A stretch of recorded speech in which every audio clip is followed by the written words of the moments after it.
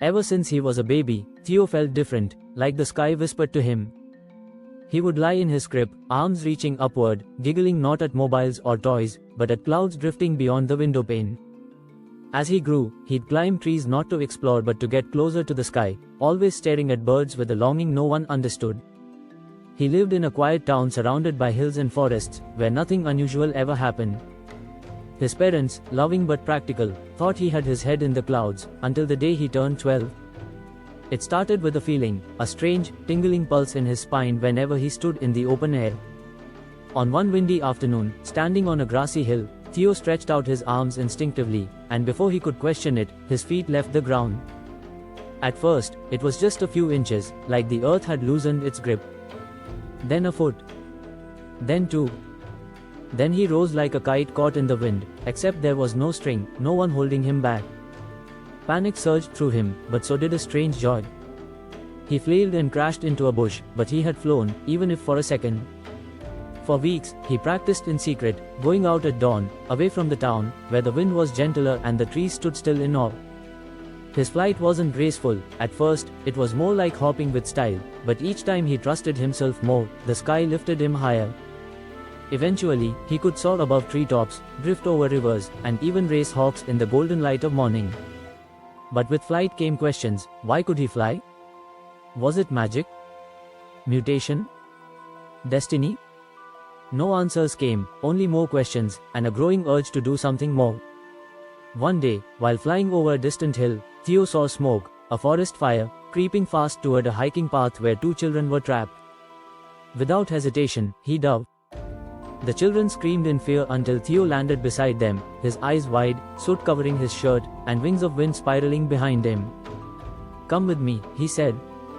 He lifted both kids into his arms and, with adrenaline and instinct, pushed off the ground, rising into the smoke-filled sky. He flew them across the treetops, coughing, eyes stinging, but never stopping until they landed safely near a ranger's station. He vanished before anyone could question him, the story spreading like wildfire. The town buzzed with rumors. Who was the boy who flew? Was it real? A miracle? A trick? But Theo kept his secret, revealing it only to his parents, who were stunned, terrified, and proud all at once. Over time, Theo used his gift quietly, to help lost hikers, to drop supplies to stranded animals in winter, even to watch over the town during storms.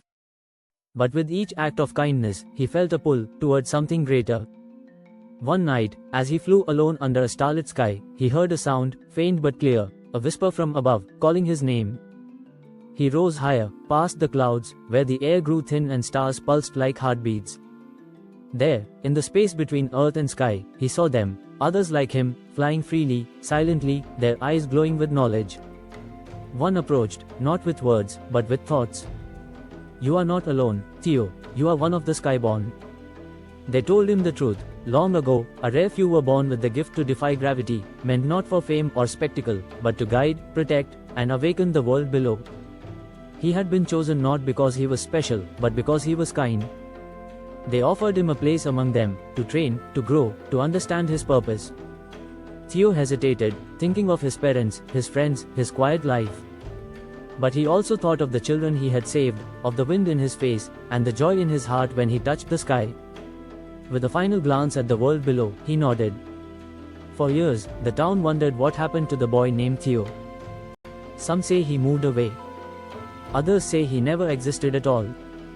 But on some quiet nights, when the wind is just right, and the stars are bright, people still look up and swear they see a boy soaring across the moon, arms wide, heart open, keeping watch from above. Because Theo wasn't just a boy who could fly, he was the bridge between earth and sky, a guardian in the wind, a quiet legend written in the clouds. And though he left the ground behind, he never stopped caring for those still walking below, his spirit forever carried by the breeze, reminding us all that even the smallest dream can take flight.